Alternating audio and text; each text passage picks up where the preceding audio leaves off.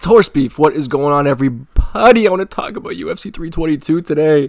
Give you my full card predictions. I know I already spoke about the main event in my last video, but I'm just so excited for this card, man. I want to speak about every other fight on it. It's so fucking stacked from bottom to top. A lot of fun fights throughout, man. So let's get into it, dude. Baysanger Susurkayev versus Eric McConaughey. Now, I'm going straight for fucking Susurkayev. Obviously, the UFC wants him to win, and I believe he will do that. But, man, he was tested in his last fight. He really was. He was honestly tested a lot more than I think many people were expecting him to. He had to lean heavily on his wrestling. McConaughey is a pretty big guy as well, so maybe he'll struggle here. Listen, I don't know. I believe that Susurkayev has the advantage everywhere the fight is. He is a decent striker, and he showed in his last fight that he can lean on his wrestling if he needs to. So I'm going to pick him by decision, but maybe he'll knock out McConaughey. Who knows, man. And then the next fight on the card, we get Angela Hill versus Fatima Klein. It appears like the UFC is trying to get rid of Angela Hill here, man. She is 40 years old now. Fatima Klein is on a pretty crazy run of knockouts. You don't usually see strawweights picking up as many knockouts as Fatima Klein has been. And she's dangerous, dude. And I think she may knock out Angela Hill, although I hope not. Angela Hill is a pretty lovable character. But Klein is just fucking dangerous, and she really is. And I think she'll knock out Angela Hill. I'm going to say second round. Second round knockout. Then we move on to Pat Sabatini versus Chepe Mariscal.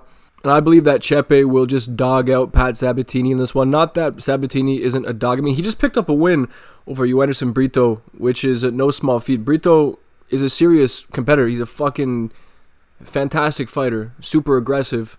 And Sabatini dealt with him pretty well.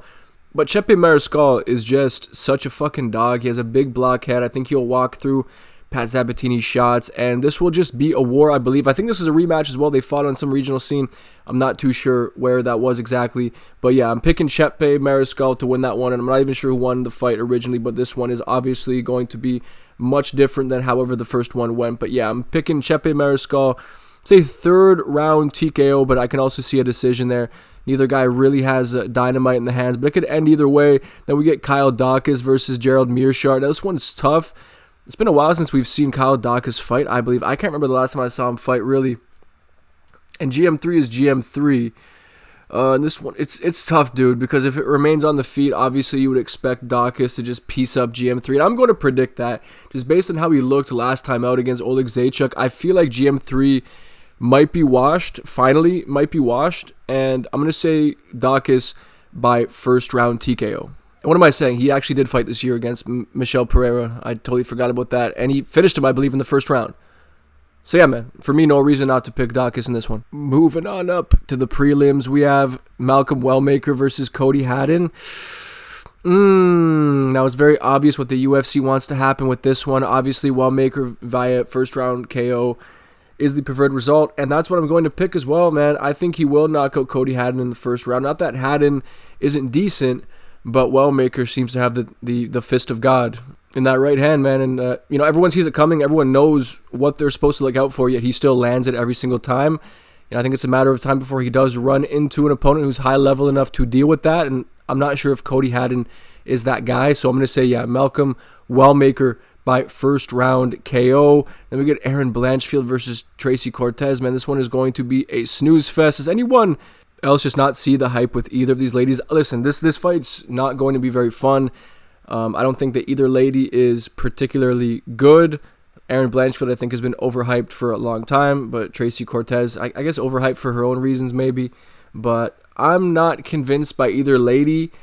However, I just think that Aaron Blanchfield will be way stronger than Tracy Cortez in there and will use that to impose her will upon Tracy Cortez and just dominate her in the grappling department, I believe. But on the feet, like Aaron Blanchfield, she's not very good. Tracy could actually have an advantage there, but I rate her ability to just dog out Tracy Cortez on the ground and potentially sub her maybe first, second round. Potentially maybe Aaron Blanchfield gasses out in the third, though, because her gas tank is a little bit suspect.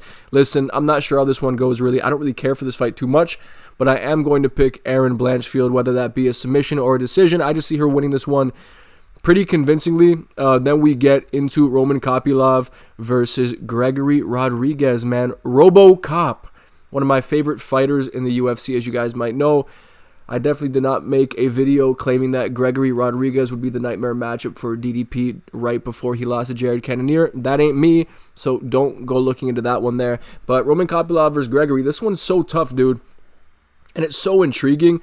I feel like what will benefit Gregory the most would be if he leans on his grappling pedigree, because he's so high level on the ground. He's so big, he's so strong, and his jiu-jitsu is just so high level. I feel like if he grapples with Roman here, he could make easy work of him. But if he tries to strike, dude, it could be rough. But then again, Roman Kopylov tends to fade. He does tend to slow down quite a bit, and Gregory pushes the pace early. But then again, Gregory has also shown himself to fade. But this is a 3-round fight, and he's shown that in 3-round fights, he doesn't really feel the need to pace himself as much, and he just makes it a dogfight. And if he makes it a dogfight successfully, you know what? I could see him getting clipped in the first round because Roman Kopylov is very fast, very explosive, very sharp. And in the first round especially, he's especially fucking sharp and explosive, obviously, as you'd expect. His kicks especially, man. Gregory has to watch out for those kicks. They're so snappy and so quick. But ultimately, I am going to pick RoboCop by... Dude, it could happen via... fucking decision. This could be a submission if Gregory really does want to lean on his grappling, which he should here. I could see him subbing Kopylov, but even then I can see him making a war of attrition here and just out damaging Roman Kopylov and maybe breaking him down, ripping those big hooks to the body once Kopylov starts to fade. Just using his size against Roman. I feel like he'll use his size here if he does effectively. There's no reason why he shouldn't win, but then again, first round TKO or first round KO for Kopylov is definitely on the table. But yeah, man, I'm sticking with RoboCop by shit, dude. I'm not even sure what to say here. Second round KO. Let's say second round KO. The guy just never stops coming forward with those big shots, dude. But he leaves himself so open, and he never doesn't bleed in fights. So expect Gregory to look like a fucking zombie by the end of this one. Regardless, in this one, it has fight of the night potential, 100%. Then we get Bo Nickel, dude. The return of Bo Nickel versus Adolfo Vieira. And this could be a really tough one for him, dude, because Adolfo Vieira is jacked out of his mind for one. The physique comparison is just not fair whatsoever, but not that that matters much. But I feel like Adolfo will be stronger than Bo Nickel in there.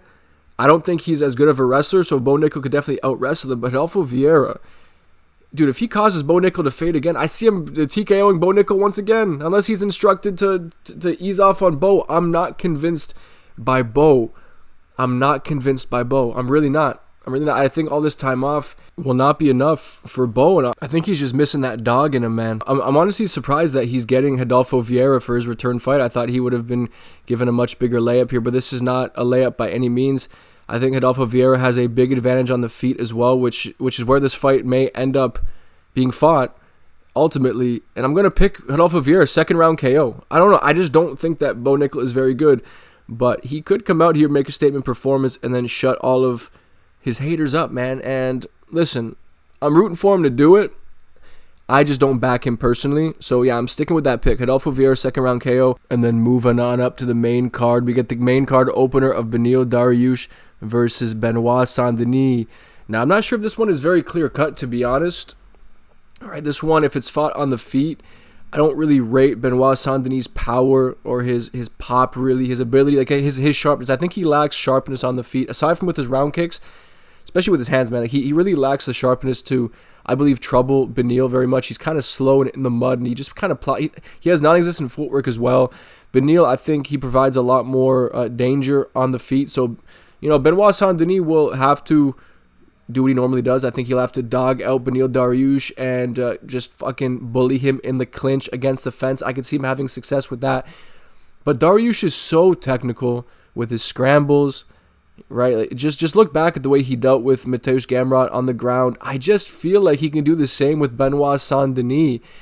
And he could potentially KO Benoit, dude. I'm not sure if this one is very clear-cut. I know everyone and their mother will probably be picking BSD here. But I backed Beneil against Renato Moicano, and I might back him once again. I honestly think that he has Benoit beat as far as just the skill. Dariush is very, very technical. He doesn't get enough credit for that. He doesn't seem to have really declined or slowed down due to age much. Yeah, his durability could maybe come into question. Yeah, he got dropped by Moicano, but then he took over the fight afterwards, and he really had control over the fight other than when he was dropped. I just feel like Dariush is very good, and what it takes to beat Dariush, I don't actually think that BSD has that. So I'm picking Dariush, and that might be a controversial pick, but I am picking Dariush, and I'm going to say via decision. But of course, BSD, like, he looked great against Rufy, but this is a much different stylistic matchup for BSD. This is nowhere near the same thing. But man, it is actually pretty exciting, and I expect that one to be potentially a barn burner, man. Dariush can be a dog. He really can. If you've forgotten his performance against Drakkar Klose, go back and watch it. The dude can bang it out if need be. But then we get on to Leon Edwards versus Carlos Prates. Honestly, like, weirdly one of my most hyped fights on the card, because I feel like this is an opportunity for Leon Edwards to prove many of us wrong, including myself. Like, I'm not picking him here. Granted, like, I'll be upfront about that. I'm not picking Leon Edwards. I'm not suggesting that. However, this is the opportunity for Leon to just fight without the takedown threat, because if you look at his last few opponents, who's it been? Like, it's been Kamaru Usman, Sean Brady, Bilal Muhammad. These are just a bunch of dudes who want to take this motherfucker down, and he froze up. He did. He froze up in all these fights aside from against Kamaru Usman, but in the first fight, he did. And then he got that fluky head kick, and then, he fought kind of like a weird, wobbly version of Kamaru the second time around. It looked like Kamaru was not his usual self in there, really. But then against Bilal Muhammad, he did get ragged off, but then again, he had some moments in there that people overlook, especially in the grapplings. That's what I'm saying, is that if Leon Edwards comes out here looking to offensively grapple, then maybe he could give Carlos Prates some problems. But then Carlos Prates, he has that Mike Wazowski build in the sense that his legs are just so fucking long that it must be a nightmare to take this dude down. He appears to have exceptional balance as well. And I'm just not sure if Leon Edwards really has the wrestling to do it. I don't think he has the footwork really to land big shots on Carlos Prates as well. If he plays off the back foot like he usually does, I just see Carlos Prates cracking him with left hand after left hand. I just think he has to watch out for a round kick. Really, I think in the clinch, he can even bully Leon Edwards, right, with the Mike Wazowski legs. He can get those knees up there. I think he has the advantage in most areas, unless Leon's able to bring the fight to the mat, right? Because he took Bilal's back, right? He took Usman down, for fuck's sake. Like, he's no slouch there. But it could have just been the surprise factor of Leon shooting in general in those fights. Maybe that allowed him to get the fight to the ground. But I don't know, dude. I don't know. I just think Leon lacks the dog. I think he lacks the dog. And Carlos Prates is going to make this motherfucker fight. I don't think he has the combination punching ability of Ian Gary, or the footwork, or the stance switching ability to really mix up Carlos Prates and freeze him up. I just don't think Leon Edwards is tenacious enough or active enough in there. He's just given us no reasons to think that he can beat Carlos Prates, in my opinion. But obviously I can see why people would pick him, because like I said, this is a striker-on-striker matchup, and you would think that's where Leon Edwards excels. But I'm not sure if that'll help him out here. Carlos Prates, I think, will knock him out. I'm going to say first or second round.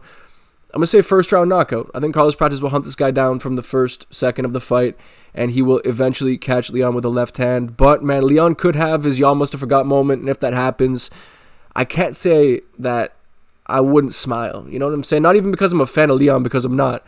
I just like those moments. I like when fighters have that moment, because Leon is being counted out in this one, and he is a former champion, right? So by all means, he could prove us wrong here, but I am picking Carlos Prates by first round knockout. Then we get Sean Brady versus Michael Morales. Now, this one is very tough, dude. Like, these guys are so similar as far as records go. Like, fucking Sean Brady has that one solitary loss to Bilal Muhammad, not the worst loss to have in the world. And Michael Morales, he hasn't really fought anywhere near the same competition level that Sean Brady has. So this one it's tough to pick, because Michael Morales, right, by all means, could go out there and knock out Sean Brady. He is a big-ass welterweight, and I don't even want to talk about some of the shit that he gets up to in his free time, right? And it does kind of prevent me from wanting to pick him, just based on what he gets up to. It's tough for me to want to pick him. But I think this one will be tough for Sean Brady. I don't know if it's as simple as Sean Brady just getting this dude to the ground, because getting this dude to the ground is a tall order, I believe, right? He's just so big. Frame-wise, dude, he's so fucking big, and I imagine he's very strong in there, tough to take down. And on the feet, Sean Brady, he's just so basic. I don't think he troubles Michael Morales in any sort of way. So Sean really does have to get the fight to the ground. He does. And he may have JDM's nose, but he's just not JDM. So he cannot bang it out with Michael Morales, I don't believe. However, he may be the strongest wrestler at 170 right now. He may be one of, if not the strongest at 170. You know, one of these strongest dudes in the UFC. Just watch how he manhandles people. the way he did Leon Edwards was fucked up. It was pretty terrifying how easily he dealt with Leon on the ground, just completely babied him. And ultimately, I'm picking Sean Brady here. I'm picking Sean Brady. I think he will successfully get Michael Morales to the ground, and he will show him levels on the ground. Michael Morales just hasn't gone up against super high levels of competition yet. I feel like he's had somewhat of like a Paddy Pimblett run, not to like shit on Michael Morales or anything, but this is a massive step up in competition for him. This is a massive step up to go from like pushing 40 Gilbert Burns. Okay, like he made easy work of him, which he should have, right? And he did it, right? So I can never shit on fighters when they make easy work of fighters that they're supposed to make easy work out of, right? He did that. But I do feel like this is just a huge step up against a big fucking hungry contender in his prime. I get that Michael Morales is in his prime as well, and he's a big fucking hungry contender himself. But I do think that Sean Brady will just show him levels on the ground and get it done. I'm going to say second round submission. I can see it happening in the first round as well. But, dude, a Michael Morales first round KO is 100% on the cards here. Now let's move up to the co-main event of the evening. Dude, this is such a hype fight. I don't give a fuck what anyone says. I understand that nobody seems to give a shit about women's fights, which I get, right? They do have a bad track record for just being snooze fest or just being low-level MMA. But this is the opposite of that. This is like the equivalent of Volk versus Islam 1, I suppose, right? When you think about the most skilled fights of all time, this is the female equivalent of that. And this is such a tough one to pick, I feel like, on paper. Dude, Shevchenko, she's so physical in there. And I remember last time she fought a 115-pounder coming up. That was Joanna Jędrzejczyk, and she just ragdolled her. However, I don't see her being able to do the same to Zhang Weili. I feel like Zhang Weili coming up a weight class will be a similar size to Shevchenko and will be able to match her physicality-wise. So if this is a fight on the feet, dude, it's so hard to pick because Shevchenko, she's very quick with that jab. That jab could cause Zhang Weili big problems.